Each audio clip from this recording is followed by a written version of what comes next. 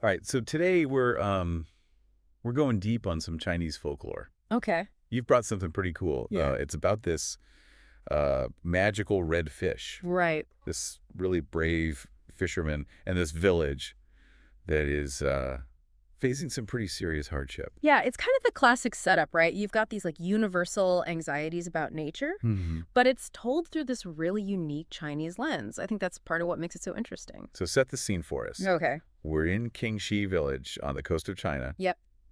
And things are not looking so good. No, they are not. Yeah. It's a pretty bleak picture. Yeah. You know, just imagine like parched earth, Mhm. crops that are just totally withering away, and the sea itself is like receding. Yeah, whack. This drought isn't just like an inconvenience, you know? Right. This is threatening their entire way of life. Yeah, that's a big problem. Yeah, So that's where Peng comes in. exactly. He's our guy. He's our hero for this story. He is. But he's not just any fisherman, right?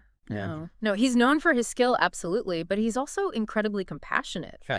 Like the kind of person who puts the needs of his community above his own. Mhm. So while everyone else is kind of panicking, Peng decides he's going to seek out this legendary Tong Yu, Yeah. this magical red fish. The magical red fish. Yeah, and the Tong Yu is said to dwell in the deepest part of the East Sea Okay. and grant wishes. Oh, wow. But it's a huge gamble, right? It's like a last-ditch effort to save the village. Yeah, he's sailing off into the unknown Totally. in the middle of the night, Yeah, on this Merlin. looking for a fish that may or may not even exist. It's a real leap of faith, Yeah. but it's this belief, Yeah. this hope for change. And that's what the Tong Yu kind of embodies, right? So does he find it? Of course he does. Okay. It's a folktale. Gotta have a little magic. Right, of course. But here's where it gets really interesting. Okay. The Tong Yu offers Peng a wish, but there's a catch. Well, There's always a catch, right? Right. It's not just like a freebie.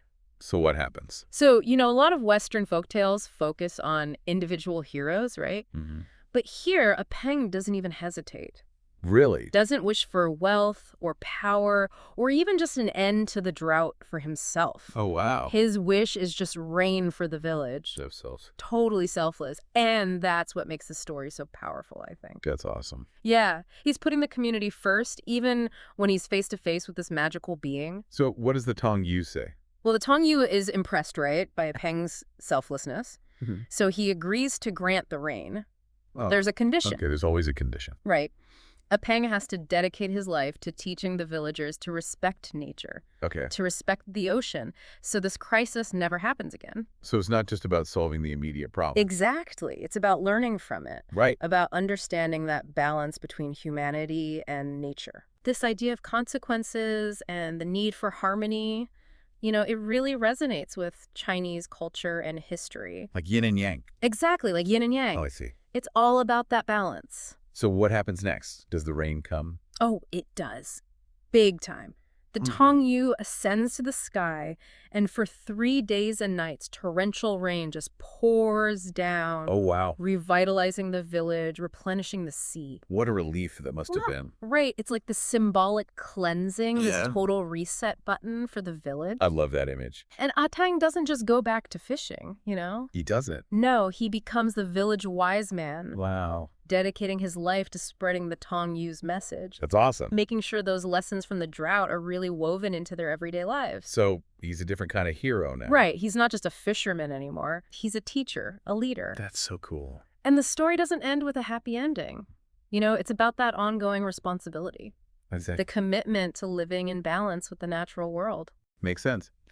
So there's also a monument involved, right? Oh, yeah, absolutely. Yeah. They erect a stone with an image of the Tong Yu on it, Okay. this constant reminder of their pact with nature. Wow. And legend has it that you can sometimes still see the Tong Yu's red glow out on the sea. Really? Yeah, just streaking across the water, watching over them. That's amazing. So what does all of this mean for us? That's the big question, right? What can we take away from this story? Well, on the surface, it's a tale of selflessness, courage, and the power of belief. But if we dig a little deeper, it challenges us to think about our own relationship with nature, Okay. our responsibility to our communities, and the choices that we make. It makes you think, doesn't it? It really does. If you were in Peng's shoes, what wish would you make? Oh, that's a good one. What price would you be willing to pay?